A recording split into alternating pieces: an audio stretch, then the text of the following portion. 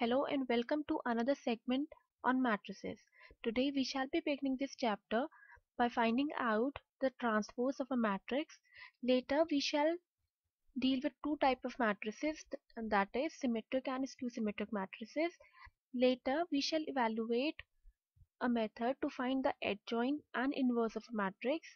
After that we are going to prove the uniqueness of inverse of a given matrix, and finally we shall conclude this segment by discussing a numerical problem that would be based on finding the inverse of a given matrix. Now beginning this segment by finding out the transpose of a matrix, which is denoted by A dash or A with superscript T. Transpose of a given matrix is the matrix that is obtained by interchanging rows into columns and columns into rows. For example, we are going to consider a matrix of order 2 and whose elements are 2, 4, 3 and 2. Then in order to find out the transpose of this matrix, then we are going to interchange the rows into columns and columns into rows. Therefore, we get A dash or AT as the first row consisting of 2 and 3 and the second row as 4 and 2, which were the elements of first column and second column in case of matrix A. Next, coming to properties of a transpose of a matrix. In the first property, the transpose of A transpose gives the original matrix A. The second property states that the transpose of a scalar multiplication is equal to K into A dash, where K is a scalar quantity. The next property states that the double transpose of minus A is equal to the transpose of minus A. The next property states that the matrix obtained by addition of two matrices, its transpose is equal to A dash plus B dash, where A and B are two matrices. The next property gives us the difference or subtraction of two matrices and its transpose is equal to the matrix that is obtained by subtracting the transpose of A and the transpose of B. According to next property, the matrix obtained by multiplication of two matrices, let's say A and B, is equal to B dash and A dash. Next we are going to discuss about symmetric matrix.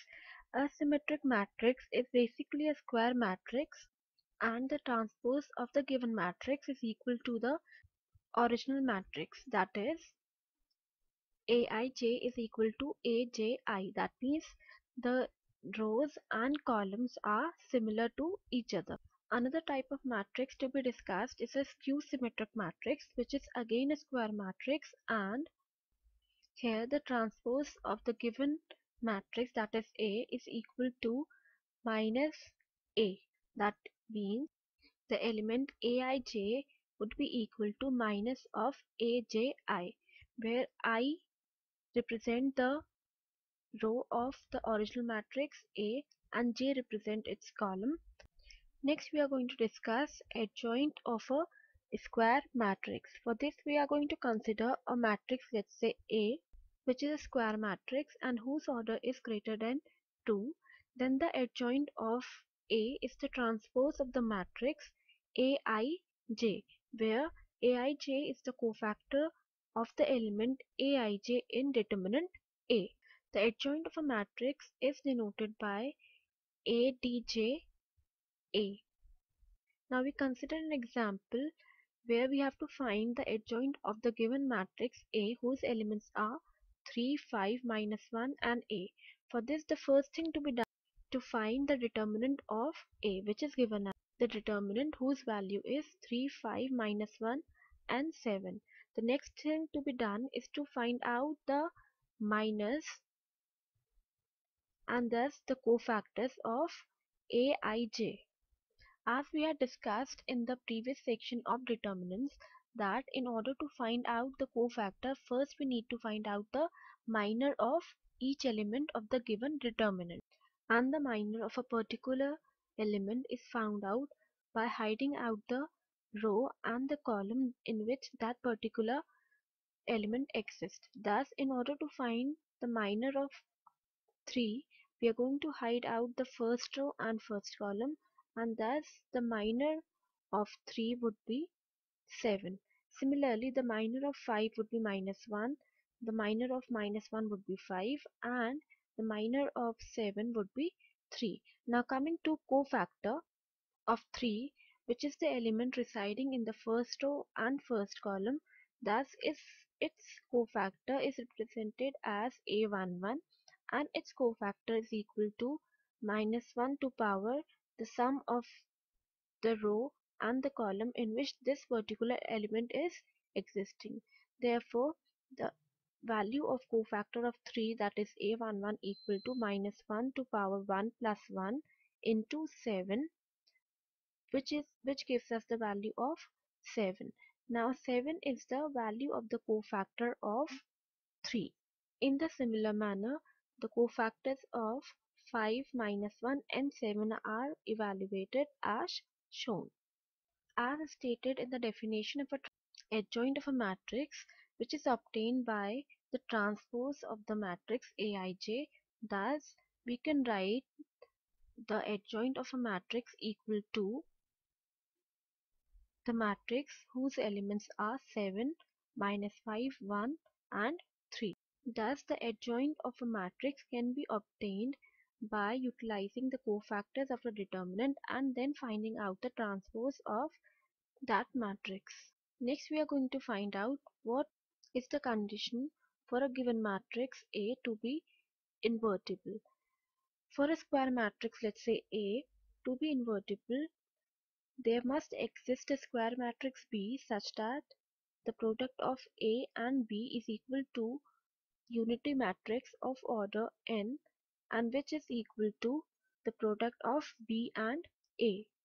An inverse of a given matrix, let's say A, is given as A with superscript -1, and its value is given as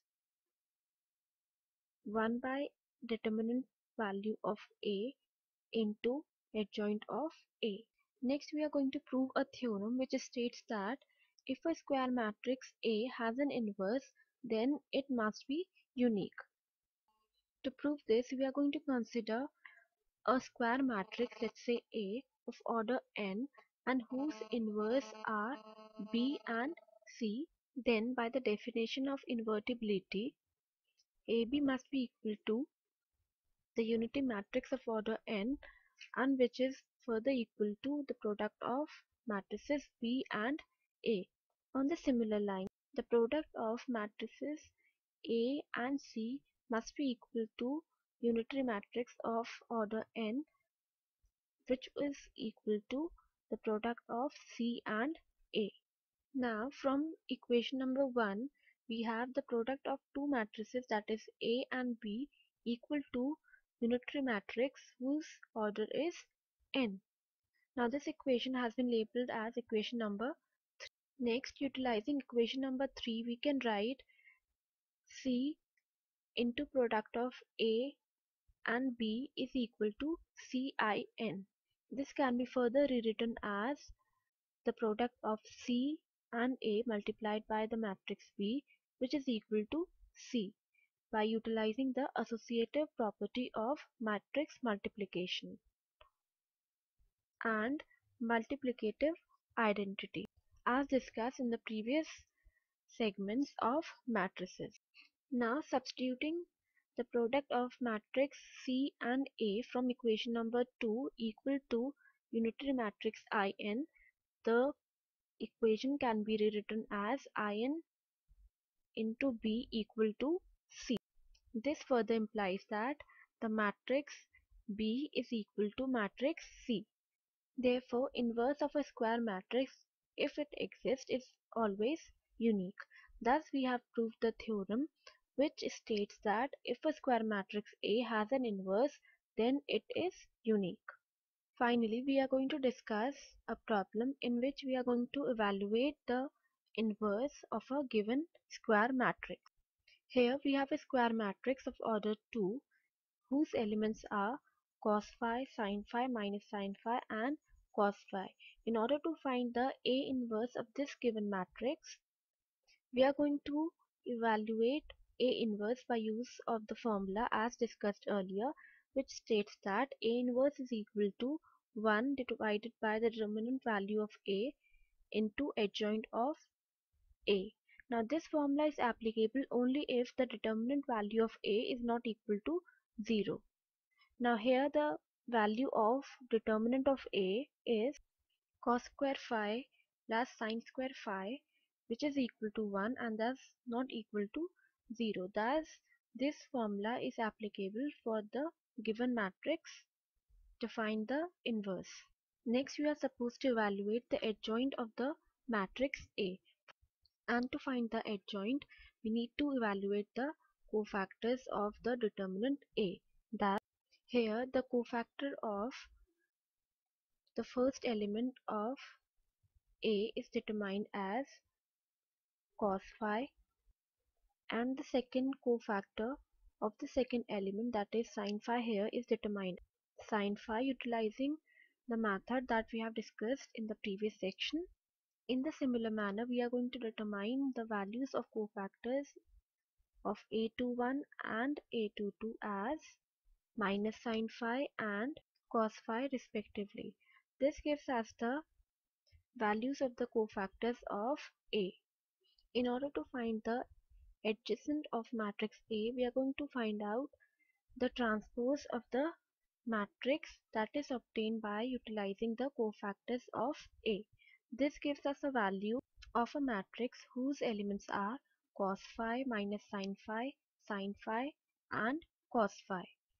And thus A inverse is equal to a matrix whose elements are cos phi minus sin phi, cos phi by utilization of the A inverse formula. With this, we conclude this segment, which was based on finding out the inverse of a given square matrix.